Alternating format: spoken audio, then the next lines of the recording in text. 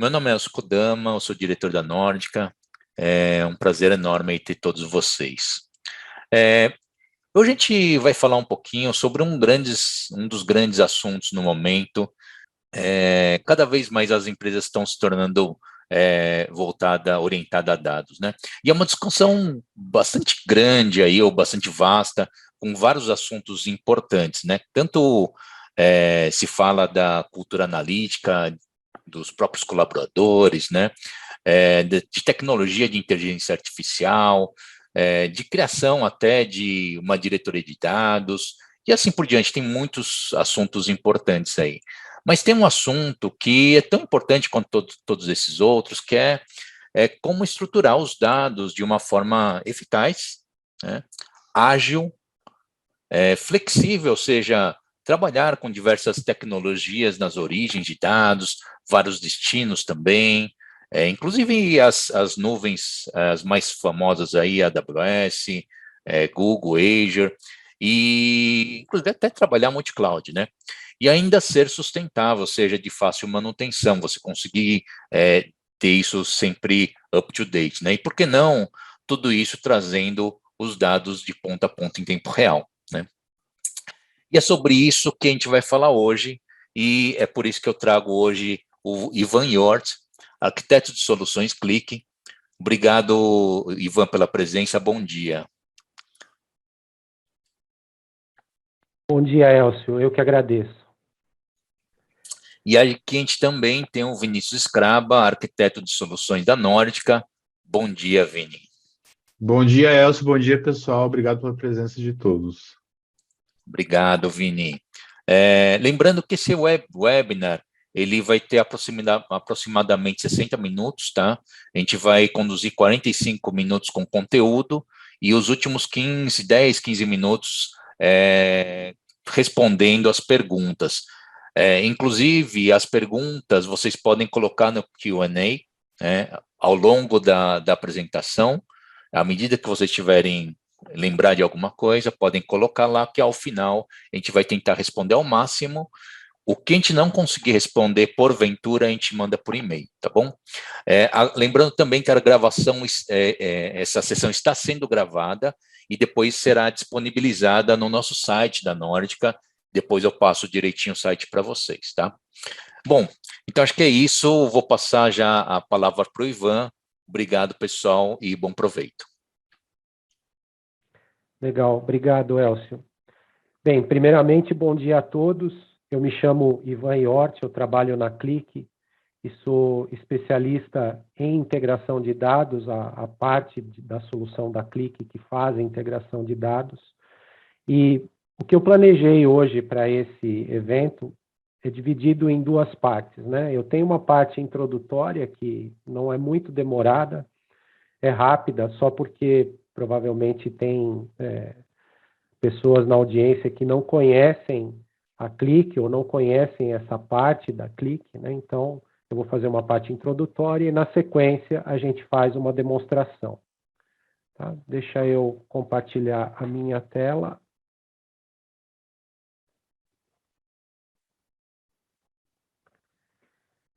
E vocês devem estar vendo a minha apresentação. Eu vou começar com uma parte introdutória e rapidinho a gente já põe a mão na massa aqui, tá? Então, primeiramente é importante a gente saber quem é a Qlik, né? Não é uma empresa que tem pouca história, é uma empresa nova, é uma empresa que foi fundada em 93, então ela está com praticamente 30 anos, né? Foi fundada na Suécia e hoje a sede dela é nos Estados Unidos, né? Por 11 anos consecutivos, ela é líder no Gartner, tanto no Gartner que fala de Analytics, quanto o de integração, tá? Então, a gente está sempre lá nos quadrantes mágicos, né? Temos hoje mais de 50 mil clientes. Basicamente, nós trabalhamos com parceiros. A Nórdica é o parceiro principal nosso aqui no Brasil, né? E temos atuação em mais de 100 países, com mais de 2.000 funcionários. Tá? Se a gente olhar aqui na linha do tempo, desde que a Click foi fundada, né, a gente vai reparar que aconteceu um evento aqui, que foi a aquisição da empresa por investidores lá no ano de 2016. E de lá para cá, houve uma série de investimentos na plataforma, no produto Click. Então, foram 10 empresas nos últimos 6 anos, né, se a gente colocar dessa forma, e todas essas empresas trouxeram funcionalidades muito interessantes para a plataforma, né? Inteligência artificial, integração de dados, catálogo de dados, uma série de coisas, né? Não vou entrar muito no detalhe aqui, a ideia era só perceber que, embora seja uma empresa que já tem quase 30 anos, os investimentos estão sendo feitos para que a gente se mantenha sempre no topo, usando a tecnologia mais atual que o mercado pode oferecer. Tá? E aí, para que a gente fala de integração de dados, ou para que a gente tem essa parte? Né? Porque hoje as empresas estão tendo dificuldades para criar projetos que utilizem dados, ou para fazer dinheiro daquilo, ou aumentar a eficiência a partir daquilo, né? Então, a gente tem alguns números aí, a gente vê que poucas empresas acham, menos da metade, né, 44%, dizem ter dados para tomar decisão, então, 66% ainda precisa, né, aliás, 56% precisa dessa diferença para pegar esses dados, obter essas informações e poder tomar decisões, né? Então, só 29% dos executivos conseguem, com os dados que têm, atingir os negócios, né? Então, a gente vê uma oportunidade muito grande aí, transformar um negócio. E só 35% dos executivos veem que os profissionais que eles trabalham têm fluência com dados, né? Então, a tendência é a gente ter que fazer o quê? A gente ter que conseguir mais dados, mais rápido, de forma mais eficiente, né? E sem que a gente tenha que exigir que as pessoas sejam treinadas, né? Sejam tratadas ali como algo cru, que você precisa criar uma base de conhecimento muito grande para poder usar, né? E a ferramenta que eu vou mostrar hoje faz exatamente isso, né? Ela consegue trabalhar com várias origens de dados, vários destinos, sem que você tenha que saber muitos detalhes de como acessar das APIs e assim por diante, tá? E aqui é exatamente o contrário do outro, né? Então, se a gente vê que tem pouca gente que acha que tem dados, poucas pessoas conseguem transformar a empresa, quando eles colocam uma tecnologia como a nossa, que consegue aumentar essa disponibilidade de dados, até usar tempo real nesses dados, né? Então, tudo melhora. Eles começam a melhorar a eficiência, começam a fazer mais dinheiro com isso, né? Com as receitas, e aumentar o lucro. Tá?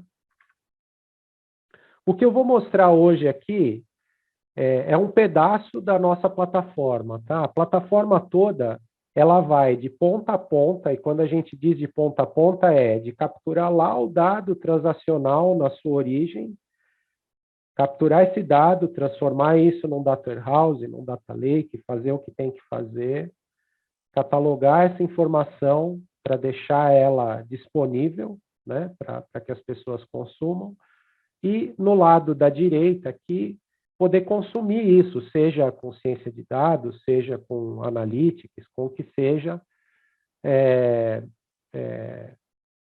levando o dado até o usuário final, né? Então, a gente vai da engenharia na ponta, dado cru, até o dado sendo consumido lá no final, com uma série de ferramentas aí para isso, né?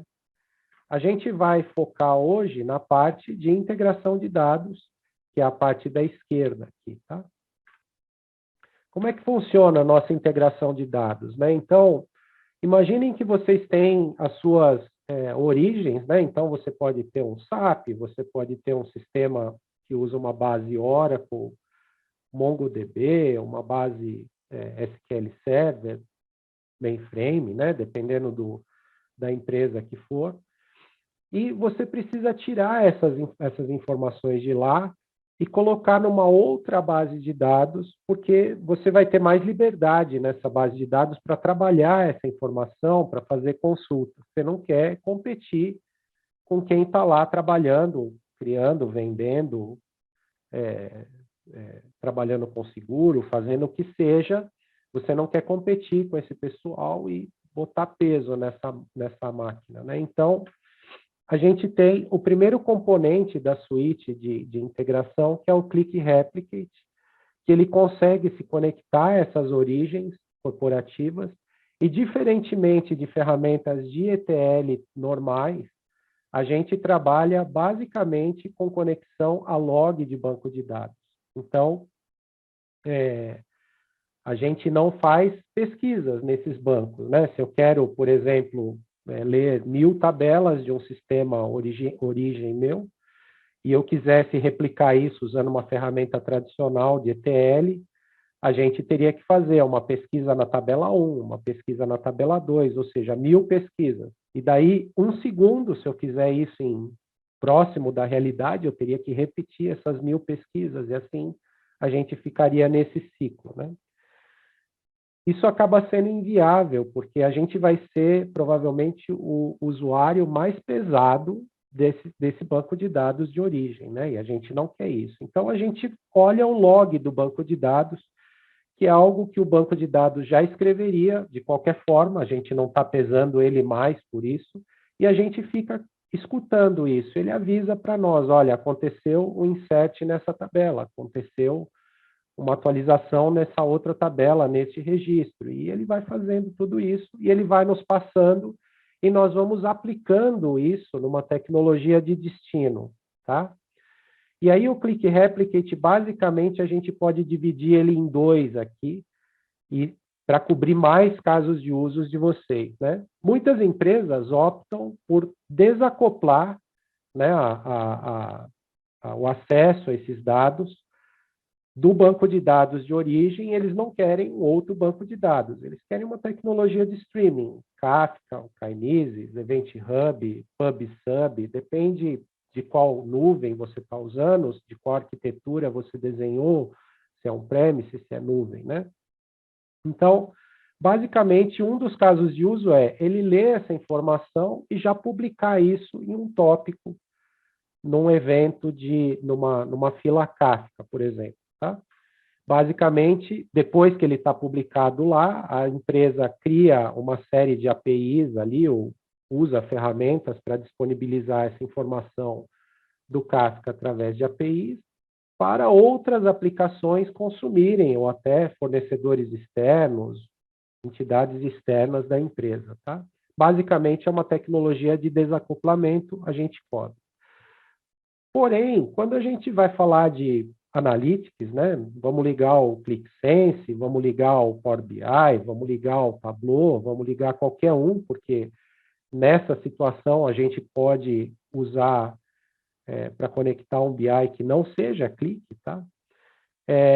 A gente pode transferir isso para uma área de staging, e aí o objetivo de a gente transferir isso para uma área de staging, ou uma área temporária, vamos dizer assim, é a gente criar um Data Warehouse e Data Mart, para a gente plugar provavelmente o nosso Analytics e já tem indicadores calculados ali, tudo isso, ou né, a gente criar um Data Lake com uma tecnologia mais voltada a Hadoop, a Databricks, esse tipo de coisa, que tem uma cara mais exploratória e é mais propícia para cientistas de dados trabalhar, né? Então, a gente pode jogar a informação e criar um Data Warehouse, criar um Data Lake. O que acontece na vida real? Eu teria que criar código, né, para pegar a área minha de stage e criar um Data Warehouse, né? Eu tenho 2, 3 tabelas que têm dados de pessoas, por exemplo, eu tenho que otimizar isso e criar uma tabela só no Data Warehouse, consolidando essas duas. Eu posso querer harmonizar os dados. Eu tenho dado em maiúscula, minúscula, com acento, sem acento, e eu quero fazer uma rotina ali para harmonizar esses dados, né? Então, isso tudo é código que a gente vai fazer na mão e demora, né? Além de demorar, ele é propício a erros. A gente vai ter que fazer esse código passar por desenvolvimento, por teste, por homologação, até chegar em produção, né? Para encurtar esse caminho, a gente tem o Click Compose, que é o segundo componente aqui que a gente vai falar na demonstração, né? E basicamente o Click Compose é um gerador de código. Então a gente diz para ele qual é o modelo do nosso Data Warehouse, né? Eu vou dizer, criar mesmo uma entidade de relacionamento lá do Data Warehouse, criar as estrelas do Datamart, né? Com os fatos, as dimensões, e ele vai pegar o código e criar esse código olhando na área de staging para que ele seja transformado na área de destino, tá? E essa tecnologia de destino, ele se adapta. Se você está falando que o destino é um Snowflake, ele vai gerar o código usando Snowflake. Se a gente está falando que é um Azure SQLDB, ele vai gerar o código usando o Azure. Se a gente está usando um Oracle On-Premises como destino para o nosso Data Warehouse, ele vai usar um Oracle como destino, tá? E ele também pode fazer a criação de um Data Lake. E aí o dado no Data Lake normalmente não tem essa modelagem, ele é gravado mais cru ali para que possa ser feita a exploração pelos cientistas de dados, né? Então, o Data Lake, ele vai gravar basicamente os dados atuais, né, que vieram, né, da origem, e os dados históricos. Então, você consegue saber, por exemplo, uma fotografia no tempo, né? Saber qual era o endereço dessa pessoa neste dia, quem era o proprietário dessa conta neste dia, e assim por diante, né? Ele consegue manter esse histórico, tá? O terceiro componente é o Click Catalog. Nós não vamos ver ele hoje aqui nessa demonstração, porque a gente até pode fazer uma outra depois só para ele, porque é um assunto bem interessante e muda um pouco de técnico para governança, né? Então, a gente quis agrupar um assunto mais técnico e separar de um assunto mais de governança, tá? E, basicamente, o catálogo, ele conseguiria, ele é um avulso de tudo isso, né? Ele consegue ler e catalogar a informação de qualquer lugar que a gente quiser. Então, depende da estratégia que a gente obter. O que é o mais comum? O catálogo lê lá o Datamart, né? Então, lá o que a gente preparou para o usuário final consumir, o catálogo cataloga isso, a gente consegue incrementar isso com informações de negócio, né? Que não dá para ele descobrir através de metadados, de banco de dados. E o usuário vai usar esse dado como se ele estivesse numa lojinha comprando dados. Ele fala, eu quero cliente, quero produto, quero pedido, bota num carrinho de compra, e aí diz, quero usar lá dentro do clique, esses dados já vão aparecer lá dentro do clique com os nomes de campo traduzidos, com os relacionamentos feitos, tudo bonitinho, tá? Mas se eventualmente você estiver usando o catálogo e tiver uma necessidade de catalogar a área de staging, por exemplo, ou catalogar mesmo o transacional, a gente também consegue fazer. Tá? Legal. A parte que eu tinha introdutória era esta, né? Eu vou pegar agora e vou fazer a demonstração para vocês, tá? Então, vamos lá. Deixa eu sair. Pessoal, enquanto o Ivan vai se organizando aí, vocês perceberam que acho que grande parte das pessoas aqui, eu tenho alguns que já utilizam o ClickView, o ClickSense, alguns que ainda não é muito desse mundo, mas a Click, ela sempre foi conhecida muito pelo ClickView e ClickSense, né? A parte de visualização. Agora a gente está vendo uma outra parte da Click que fez parte daquela história de aquisição de empresas que o Ivan comentou e que hoje a gente está passando um pouquinho a demonstração dessa outra parte de engenharia de dados, vamos dizer assim, ou da parte que é complementar ao que vocês conhecem mais como ClickView e ClickSense, né? e que inclusive é agnóstica, né? Então acho que já deu para perceber pelo que o Ivan comentou. Então só acrescentar isso. Obrigado, Ivan. Perfeito, Elcio, obrigado. Então vamos lá. O que a gente vai usar aqui para exemplificar hoje é basicamente informações que a gente coleta deste site, tá? Então, basicamente, existem antenas, né, que coletam dados dos aviões que estão voando pelo mundo aqui, tá? E isso acontece, a gente tem isso atualizado com uma frequência boa, tá? Algo de 5 segundos, 10 segundos, é bastante interessante aí a atualização, tá? Então, o que eu tenho aqui? Eu tenho esta base, né, sendo lida para dentro de uma base MySQL, tá? Então, se a gente pegar aqui, por exemplo, e pegar essa tabela de voos e a gente atualizar ela aqui, a gente vai ver que essa base está sendo atualizada, né? Então, são 10h24 e aqui está 13h24, porque ele sempre manda o horário no fuso zero, né? No Greenwich, tá? Então, eu tenho lá qual é o avião, né? Então, basicamente, esse aqui é um ID do avião, que todos os aviões têm.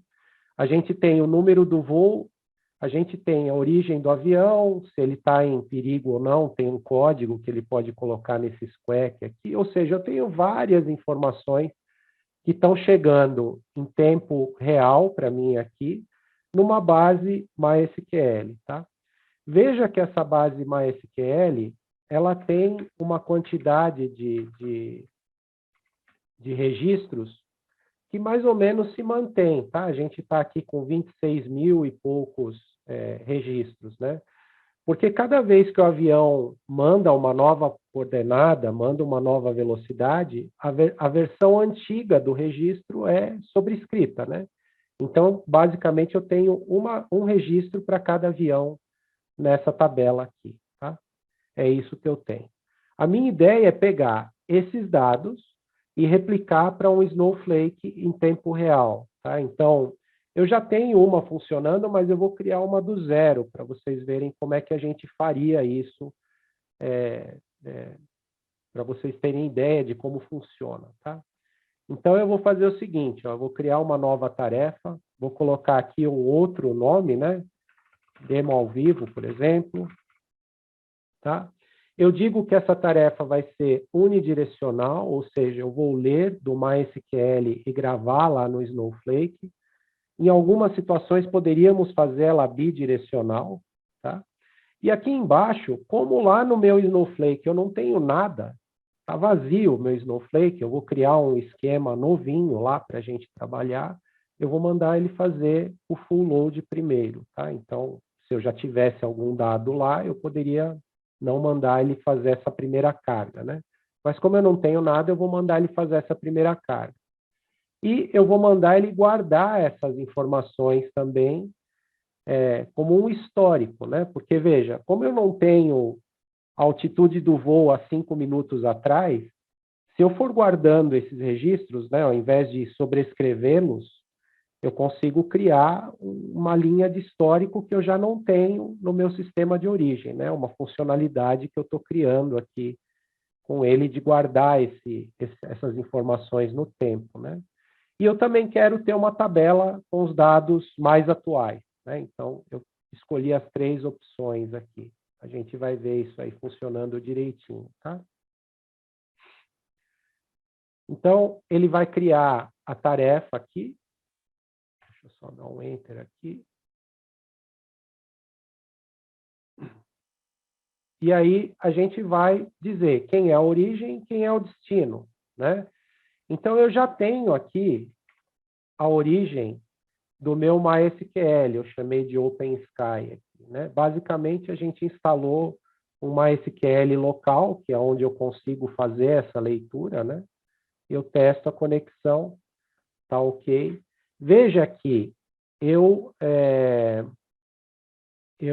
não preciso instalar um agente nesse sistema nesse MySQL, eu não preciso de nada físico lá. Tudo que eu vou precisar é de usuários com permissão para ler os logs do banco de dados. Pode ser MySQL, Oracle, SQL Server, o banco que a gente imaginar aí, basicamente a gente precisa de permissões. Isso facilita muito a manutenção do pipeline, vamos dizer assim, porque imagina atualizar um agente num banco de dados com origens distintas, vários bancos de dados, uns rodando em Windows, outros em Unix, outros em Linux. Imagina a bagunça que é para atualizar isso, né? Então, simplesmente o fato da gente não precisar de agente já é um negócio bastante legal, tá?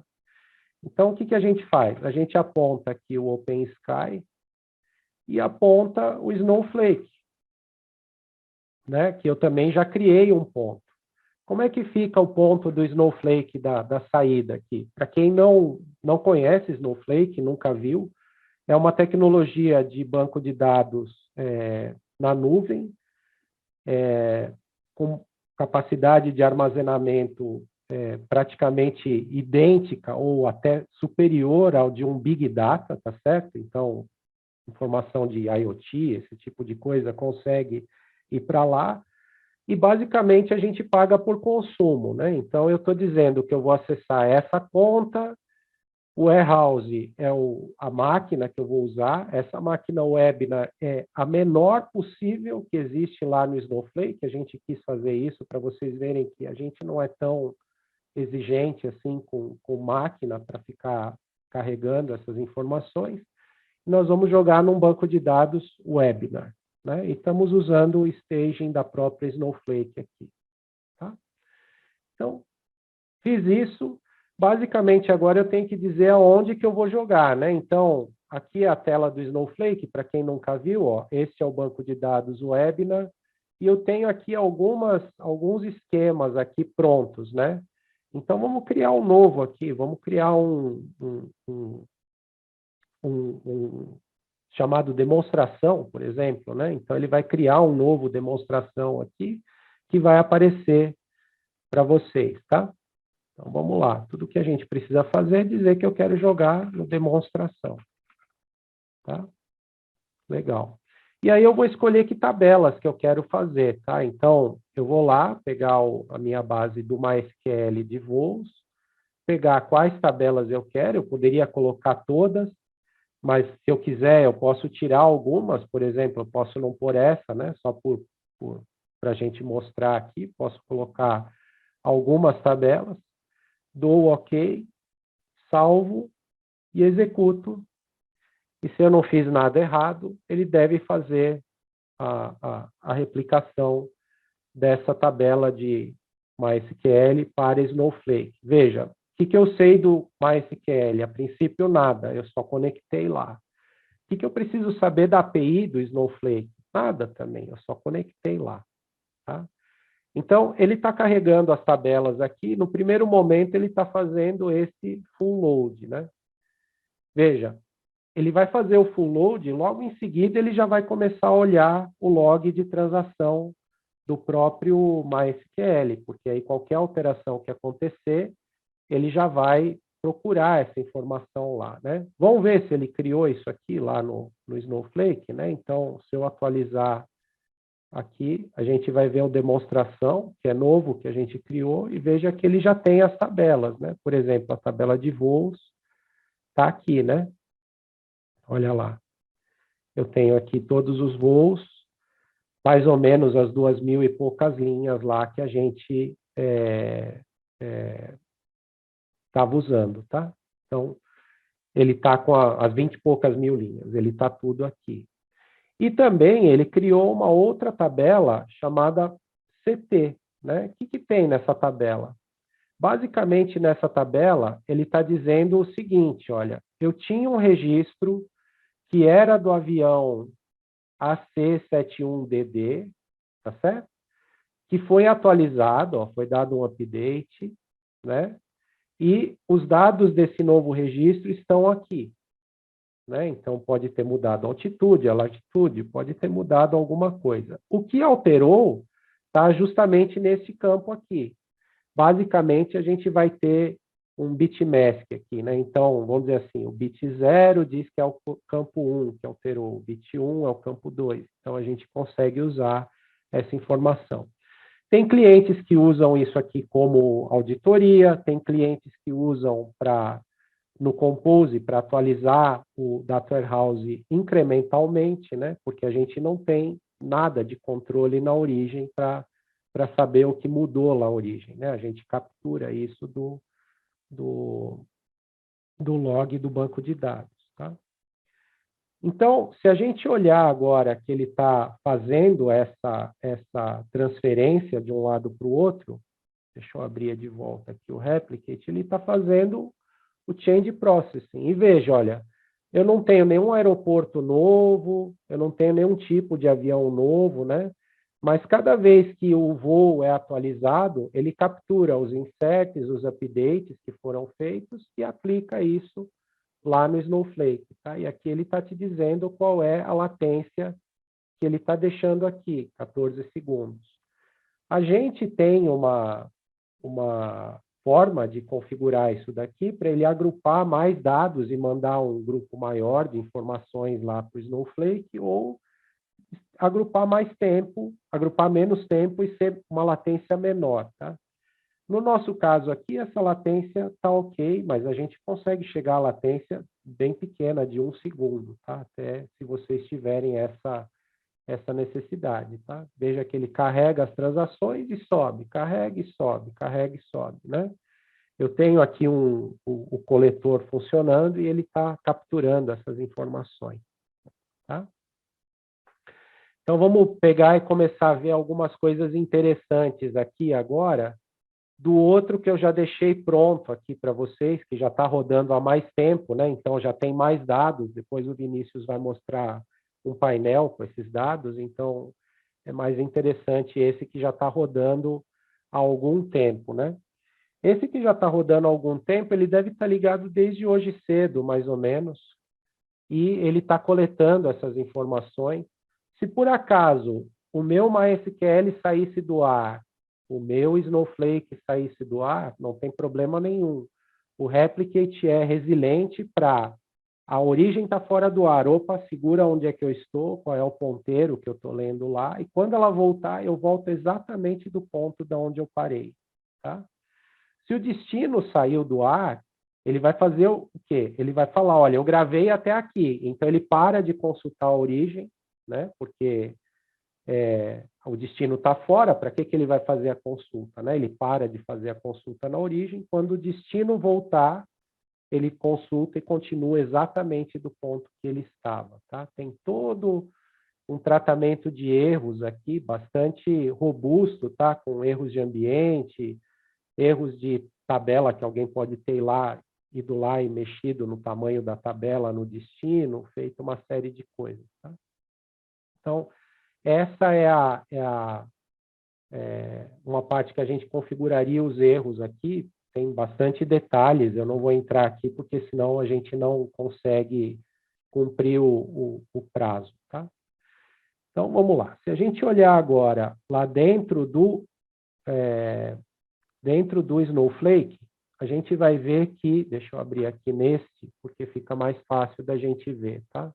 Eu vou até fechar o MySQL aqui, e vou deixar só o Snowflake, tá? E aí a gente vai nesse webinar, que aliás, é a Flight Track, que é o que a gente está fazendo a carga, né? Então, de novo, olha lá, se eu pegar aqui a tabela de voos, ela tem o último voo como está. Se eu pegar aqui a tabela Flight CT, que é a de atualizações, né? Ele vai trazer os voos com as atualizações. Tá? Aqui a gente está usando tudo aquela webinar, né? Então, ele está carregando, ele está fazendo tudo o que precisa lá. Enquanto ele carrega aqui, a gente pode até na interface web, mesmo na interface daqui, fazer as consultas por aqui, tá? Então, vamos pegar aqui. Vou pegar esse aqui e fazer a consulta. Eu tenho todas as atualizações que aconteceram do voo, né? Se eu, por exemplo, criar um campo novo na minha origem, o Replicate também vai criar esse campo no destino, né? Então, vamos supor que eu voltasse lá no MySQL agora, tentar fazer um aqui que não nos atrapalhe, tá? Eu venho aqui e crio um campo novo. Vou deixar como column 1 mesmo. Vou deixar ele varchar e não vou pôr que ele é obrigatório, nada, tá? Salvo essa informação, persisto ela, tá? Na hora que eu faço isso, o Replicate, vamos lá, monitor. O Replicate vai capturar essa alteração que eu fiz, né? Eu fiz essa alteração na tabela de voos, né? Então, está aqui, ó, a DDL, ele capturou isso e já aplicou isso no destino, ou seja, se eu for agora lá no Snowflake e consultar a tabela de voos, né? Vamos tirar aqui o...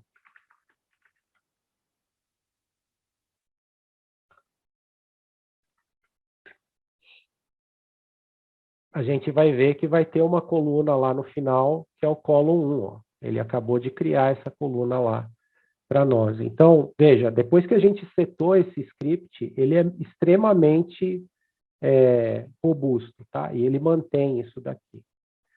Então, o básico do Replicate eu mostrei para vocês. Eu não mostrei, por exemplo, como é que a gente cria um campo, como é que a gente muda a chave, como é que a gente faz um cálculo, como é que a gente faz um lookup. Entendam que tem uma série de coisas que eu não exibi ali para vocês, filtro em tabela, esse tipo de coisa, tá? Dá para a gente fazer uma mais completa, se vocês quiserem, é só comunicar ao Elcio que a gente faz uma total para vocês aí, com todos os detalhes, tá? O que eu queria mostrar agora para vocês é a parte do Compose, né? Então, basicamente, o Compose vai ler essa área que eu chamei ali de staging, né? Que foi a área que a gente está copiando agora, e ele vai criar para mim um data warehouse, né?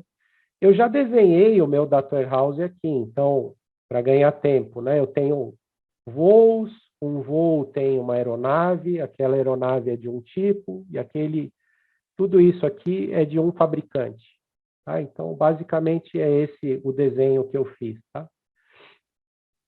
O que acontece? Quando eu faço esse desenho, eu crio um desenho independente do dado que chega. E depois eu consigo fazer mapeamentos, né? Então, estou dizendo, por exemplo, que o aircraft, as aeronaves que estão na área de landing, são mapeadas para tal tabela no destino. Poderia ser mais de uma tabela na origem para carregar no destino, tá? Eu poderia vir aqui, por exemplo, e dizer, ó, esse campo aqui, Manufacturer Code, não está sendo carregado, né? Então, eu posso vir aqui e colocar uma fórmula, dizer uma operação, ele é igual ao country, por exemplo, qualquer coisa que eu quisesse, tá? Uma multiplicação, poderia ir lá e fazer uma pesquisa em outra tabela, poderia usar uma função analítica de média, mínima, rank.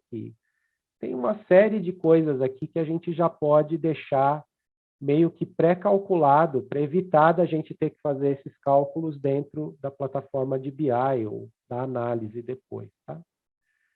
Então, basicamente, a gente fez o quê? Eu fiz um desenho e criei mapeamentos aqui dizendo as tabelas, que campos que iam em quais tabelas do meu data warehouse, tá? Para simplicidade, ele está bem parecido aqui, né? E executei isso. Basicamente, a gente criou um código que executa a primeira carga, que é a completa. Eu consigo até ver esse código que o Compose criou, né? Então, ele vai separando por pedacinhos, né? E esse código eu posso deixar tanto para o próprio Compose executar, quanto vocês colocarem num pipeline de vocês. Ah, eu quero que o Airflow rode esse código, tá? A gente consegue fazer isso daí. Tá? No meu caso, eu criei um fluxo aqui, ó, né? Então, se a gente olhar aqui nesse fluxo, ó, primeiro eu vou fazer a carga inteira full, eu já fiz, ele vai rodar o código que ele gerou, que faz a carga incremental, e depois ele vai rodar o código que atualiza as estrelas, tá? Que seriam os indicadores estrela aqui que eu que eu criei, tá? Então, se a gente olhar lá no Designer, além do código do Data Warehouse, eu também criei aqui um esquema, né? Então, uma star schema. E aí eu posso fazer outra aqui, eu vou até fazer uma com vocês aqui, ó. Star schema 3, a gente diz se ela é uma estrela transacional, ou seja, ela vai ter o mesmo nível da origem, se a gente vai agregar essa informação, ou seja, eu vou pegar e criar um indicador de máximo, mínimo, média, esse tipo de coisa, ou se eu vou usar uma orientada a status, que é algo interessante, porque imagina que você tenha, vamos esquecer um pouco o exemplo agora, e vocês peguem um sistema qualquer da empresa de vocês que tem um campo de status, de requisição, por exemplo. E aí você tem lá aberta, encerrada, cancelada, executada, tem vários status. E o teu sistema da origem não guarda quando passou de um status para o outro. Né? Então, eu não sei o tempo que ficou em cada status. Ele não guarda, o teu sistema transacional não foi feito para isso. Mas como eu capturo quando saiu de um status e foi para o outro, eu sei essas datas, eu armazeno elas e eu consigo criar artificialmente essas datas. Né? Então, é para esse tipo de coisa que funciona orientado a estados aqui. Tá? Vamos supor que a gente vai fazer um agregado, que é o mais simples da gente entender, e a gente vai dizer, ó, o fato é o voo, tá certo? O fato é o voo. Qual é a minha dimensão? Ah, eu quero que a minha dimensão seja aeronave, aircraft e manufacturers. Eu quero tudo, né? Eu posso ir lá e tirar todas essas daqui, caso eu não queira, ou eu posso acrescentar mais informações aqui, tá? E aí eu não sei se vocês estão vendo que ele começa a criar a estrela, né? Então, se eu vier aqui e colocar outra tabela, ele vai criando essas estrelas de acordo com o que a gente faz e vai estar calculado uma tabela, vai estar criada uma tabela para o fato e as tabelas das dimensões, tá? Ele me pergunta qual é a data do fato. Eu não tenho uma data do voo aqui, mas a data do último contato é interessante para nós aqui, tá? E aí ele diz, olha, você vai querer juntar o dado por tipo de por aeronave, tipo de aeronave, você quer o quê? Ah, eu quero saber a velocidade máxima desse tipo de avião, por exemplo, aqui. Então, eu vou lá, procuro a velocidade, né? Horizontal speed, boto para cá, digo que esse campo vai chamar velocidade máxima. Deixa eu já voltar aqui para o... Ele diminuiu a tela aqui, velocidade máxima, né? E vou falar que ele é o valor máximo do campo que a gente escolheu agora há pouco lá, tá? E pronto, eu já fiz a minha estrela, né? O que ele está fazendo aqui é o seguinte, ó, por que que ficou essa marquinha? Ele está falando que do datamart que eu tinha antes para esse, eu tenho uma tabela de fato a mais. Então, o que eu posso fazer? Eu posso validar essa informação. Deixa eu atualizar essa tela aqui. Ah, já veio aqui. Ele está falando que ele vai criar uma tabela nova, tá certo? E vai adicionar uma outra dimensão. Na vida real, eu teria que criar o código para ajustar o meu datamart. Tá? Aqui eu vou ajustar automaticamente. Deixa eu atualizar a tela aqui, porque eu saí desse Compose agora há pouco. E aí ele deve ter dado algum problema aqui. Tá?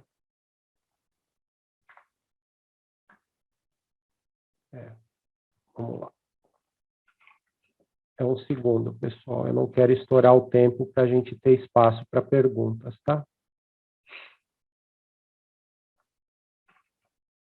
Agora mesmo, antes da gente começar a apresentação, eu tive um problema de energia aqui. E aí, provavelmente, o Compose ficou estragado aqui nessa energia, tá? Vamos lá.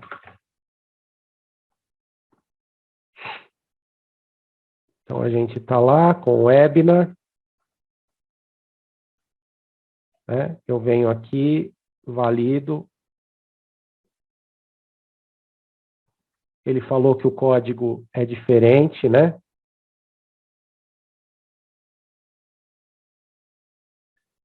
E aí eu posso gerar o código que faz esse datamart funcionar. Tá? Ele gera o código, executa, já vai fazer toda a alteração que a gente tem que fazer para criar aqueles campos que eu acabei de criar. Tá? Só para finalizar aqui, eu queria mostrar algumas coisas que a gente já fez aqui. Né? Então, vamos esquecer esse flight track do MySQL e vamos lá para onde a gente tem o nosso Data Warehouse. Né? Veja aqui que eu tenho, por exemplo, uma tabela que tem os voos e eles estão sendo atualizados ali sem problema nenhum, tá? Mas eu fiz uma alteração, por exemplo, na tabela de aeronaves, tá? Eu peguei uma aeronave que foi essa daqui, né? Então, peguei essa aeronave aqui, vou colocar entre aspas aqui, porque eu estou usando lá um case sensitive, né?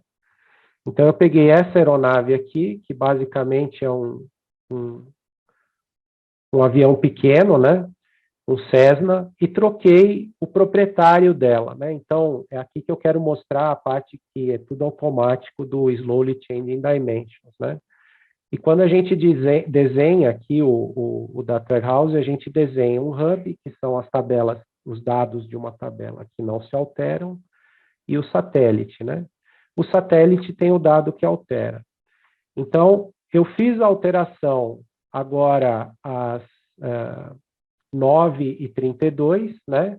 O proprietário era essa pessoa aqui, Linus Gary Kay, e eu alterei para mim. Eu falei que eu sou o proprietário desse avião, né? Então, veja que a gente tem aqui uma data de vigência de registro e outra data. Então, ele quer dizer que até essa data era esse proprietário, e a partir dessa data tem outro proprietário.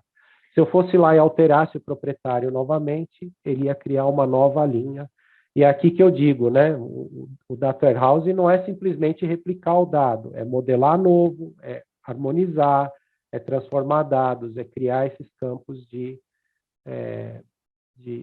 vigência de registros. Tá? Eu vou passar agora para o Vinícius, para ele mostrar esses dados que a gente está coletando em tempo real num dashboard, tá? Para vocês verem isso atualizando lá num dashboard. Ele rapidinho faz essa parte e a gente já entra nas perguntas, tá bom? Obrigado, pessoal. Obrigado você, Ivan. Muito boa apresentação. Agradeço bastante. Agora vamos dar continuidade, pessoal, para a ideia de inteligência ativa. A gente vai enxergar agora, através do ClickSense SaaS, tá? Mas relembrando, poderia ser qualquer ferramenta analítica na ponta, para visualizar esses dados que estão vindo do Snowflake. A tarefa do Ivan ainda está viva, então estão acontecendo inserções e atualizações o tempo todo. E a nossa ideia, então, nesse dashboard aqui, é enxergar o dado mais próximo da realidade possível. Então, eu vou abrir aqui o nosso dash. A gente tem uma guia de dashboard, com indicadores um pouco mais macro, então a gente consegue ver aqui rapidamente, quantos voos a gente tem cadastrado na nossa base, por quantas atualizações eles passaram desde hoje de manhã que o Ivan começou a capturar, quantas aeronaves distintas operaram, esses voos, qual é a velocidade média dos voos que estão no ar, suas altitudes e suas origens distintas, Aqui embaixo tem o mapa de calor, só demonstrando de onde os voos estão saindo, então, obviamente, aqui na Europa parece ser o maior fluxo. Coloquei também um gráfico simples aqui embaixo de barra, onde mostra a velocidade média dos voos no ar por fabricante. E aqui os modelos e as quantidades de modelos que estão no ar. Caso eu quisesse acompanhar algum detalhe maior, alguma coisa assim de algum voo ou de algum país, a gente construiu uma guia de detalhe. Então, notem que aqui o último contato dos voos verificados foi às 10h51. Então, está muito, muito próximo da realidade. E lembrando que eu não estou consultando a minha base de origem, eu estou consultando já uma base replicada. Então, conforme as coisas foram acontecendo na origem, o Click Replicate junto com o Compose foram orquestrando essas mudanças, colocando no Snowflake, no melhor lugar possível, da melhor forma possível, para que o negócio consiga consumir os dados os mais próximos da realidade.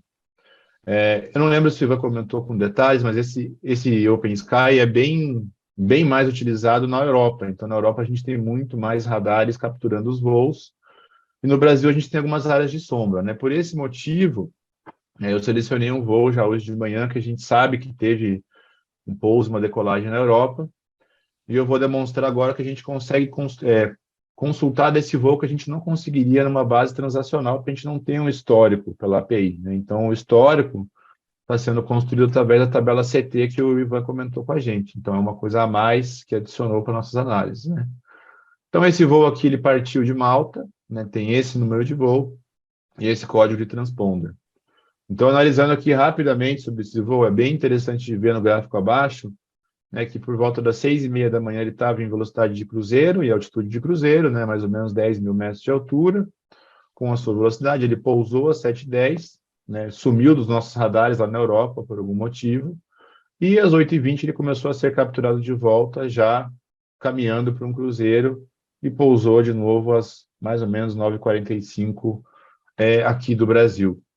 Né, eu sei que foi muito rápido essa parte que eu mostrei do dash aqui do clique, né, poderia ser qualquer ferramenta, mas a ideia é a gente conseguir demonstrar o potencial da inteligência ativa, né, da orquestração de dados, movimentação de dados, automatização de data warehouse, data marts, com pouquíssimo código, né, muita inteligência por trás, o conceito interessantíssimo de data vault, de slow change dimensions, e a gente conseguiu mostrar, né, que o dado chega para o negócio muito, muito próximo do tempo real, né, isso é fantástico e sem pesar a origem. Então, eu agradeço a atenção de todo mundo até agora e vou passar a palavra para o Elcio. Pessoal. Obrigado. Legal, muito bom. Obrigado, Vini. Obrigado, Ivan. Como vocês viram, a Click ela pode trazer uma abordagem com uma solução moderna aí de ponta a ponta e que pode trabalhar de vários cenários aí, né? E imagina que pode ser um cenário até com um mainframe, que é uma plataforma que nem sempre é fácil de você acessar, replicar os dados. Muitas vezes o custo do processamento dele é muito alto, né, para replicar isso para uma nuvem, por exemplo, pelo consumo que você tem que fazer. Mas pode ser um cenário também com um grande número de origens distintas, inclusive o SAP, imagino que uma parte importante das empresas, das pessoas que estão aqui, tem o SAP em casa, né? E muitas vezes eu quero replicar esses dados do SAP para um projeto novo aí no Azure ou na AWS, que seja, né? Ou um cenário até de dados em tempo real que pode trazer um diferencial importante aí num processo competitivo, aí, ou para você criar um processo competitivo frente aos seus concorrentes, né? Por exemplo, na área de logística, ou no varejo, numa reposição, quer dizer, os dados em tempo real, eles podem fazer a diferença no negócio, né? E a Nórdica e a Click, a gente pode te ajudar a desenhar essa arquitetura, com esses dados mais modernos, com essa arquitetura mais moderna, adequada para a sua necessidade, né? Então, caso vocês queiram entrar em contato, vocês podem entrar no contato por e-mail, através do contato@nordica.net.br. Então, repetindo, contato@nordica.net.br, ou entrar no nosso site. Inclusive, no nosso site, ele vai ter a gravação desse evento. Se vocês quiserem compartilhar com algum colega ou rever, fiquem à vontade, tá? Em relação às perguntas e respostas, eu tenho algumas aqui, tá? Então, uma que a Patrícia fez, o Replicate, daí Ivan e Vinícius, vocês veem quem que pode responder da melhor maneira possível, tá? O Replicate faz uma marcação no log do banco de dados do que foi lido, ou possui outro controle de leitura. Pergunto, pois já deixamos de utilizar outras ferramentas, pois não podemos fazer a marcação no log do banco que temos hoje, pois é utilizado para a replicação do banco para outra cloud. Tá, eu posso responder essa. A gente não grava nada no log, ou não faz nenhuma marcação no log da origem, tá? A gente tem um sistema no próprio Replicate, uma base interna dele de metadado que guarda esse ponteiro, tá? Então, não tem esse perigo. Eu posso conectar quantos eu quiser na origem, que ele vai ter um ponteiro para cada tarefa que você fizer, tá? Só um detalhezinho, o Sybase tem um detalhe, porque o Sybase não permite várias tentativas de replicação, né? Ele só se aceita ser uma origem. Então, só o Sybase que tem um detalhezinho aí, mas não é por nossa culpa, tá? A gente não marca o log, a gente guarda internamente. Perfeito. Tem uma outra pergunta aqui, qual a infraestrutura que o Replica utiliza para sua execução? Tá. Basicamente, a gente coloca hoje, ele é um servidor que é instalado ou on-premises ou na nuvem, né? E gerenciado por vocês. Baixa o software, instala, aplica a licença e vocês utilizam, tá? Em termos de máquina, não é uma máquina grande, tá? Mas, só para vocês terem uma ideia, a menor máquina é uma máquina com 8 processadores, 16 GB. A maior que a gente costuma falar é uma máquina 32 processadores, 64 GB, que já é para rodar muitas tarefas, né? Linux ou Windows. Legal. Uma outra pergunta aqui, o Click Replicate consegue ajudar a fazer cargas incrementais em tabelas que originalmente não têm nenhuma coluna de controle para esse tipo? Essa acho que eu vou responder, porque eu trabalhei bastante tempo com a parte de analytics mesmo. Então, sim, tá, o Replicate consegue ajudar, é algo muito comum de se encontrar nos sistemas, né? Essas tabelas não foram pensadas para BI, mas sim para sistema. Então, normalmente não tem uma coluna que indique última modificação, um ID, alguma coisa do tipo. A gente consegue, com o Replicate, já inserir no destino uma coluna que possibilite esse controle, né? Quais são as vantagens, né? A vantagem é você conseguir fazer cargas incrementais de bases bem robustas, né, em um tempo muito aceitável, né? O caso aqui do OpenSky, por exemplo, a base está ficando bem grande, né? A gente tem várias modificações, a gente conseguiu utilizar técnicas de leitura incremental com o auxílio do Click Replicate com as colunas de controle. Então, sim, consegue ajudar sim. Legal. Bom, pessoal, a gente está estourando o tempo aqui, já são 11 horas. Eu queria agradecer a todos aí. Depois eu vou verificar se tem alguma outra pergunta e a gente responde aí por e-mail, tá? De qualquer forma, muito obrigado, Ivan. O Ivan, novo dono de um Cessna, né? É isso aí. Muito obrigado aí, Vinícius. Imagine, obrigado a vocês, pessoal. E obrigado a todos aí pela presença. Espero que tenha sido rico aí para vocês em relação ao conteúdo e fiquem à vontade para entrar em contato conosco, tá ok? Obrigado, pessoal. Obrigado, bom dia. Obrigado, bom dia a todos. Valeu.